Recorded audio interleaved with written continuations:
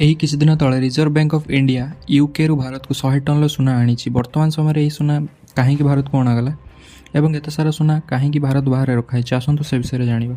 भारतर सुना विदेश में बहु मात्रा रखाई। पाखापाखि 350 टन सुना देश बाहर अच्छी। जदि गोटे लोक पाखे कि मात्रा सुना अच्छी से सुना को सेफ रखापी जड़े कौन कर बैंक पाखक जीव से लकर रखिपर एवं ता बदल से बैंक को किसी चार्जेस देवाक पड़े। सेमिति भारत निजर सुना सेफ रखापी देश बाहर विभिन्न बैंक मानक बहुत सारा सुना संचय कर रखी। रिजर्व बैंक ऑफ इंडिया पाखे टोटाल 822 मेट्रिक टन सुना अच्छी, जहाँ मध्य 308 मेट्रिक टन भारत भितर अच्छी और 514 मेट्रिक टन भारत बाहर विभिन्न बैंक मानक डिपोजिट होती अच्छी। विदेश रखाई से 514 मेट्रिक टन 100 मेट्रिक टन बर्तमान भारत को अणागला एवं एत सारा सुना कहीं देश बाहर अच्छी। यही प्रश्न बर्तमान समस्ते आरबीआई को कर। रिसेंटली रशिया जो यूक्रेन उपर अटैक कला यूएस और यूरोपियन यूनियन रशियार सुना और अन्य आसेट्स को सीज करने।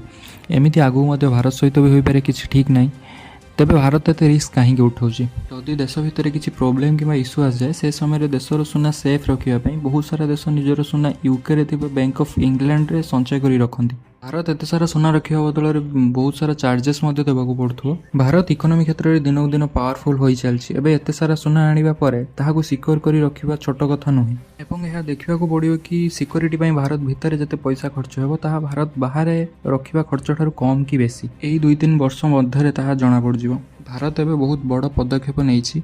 1991 मसीह भारतर परिस्थिति एत खराब थिला, भारतर सुना देश बाहर को नेबाक पड़ता। एवं भारत से कॉन्फिडेंट अच्छी निज सुना निज पाखे रखिपर।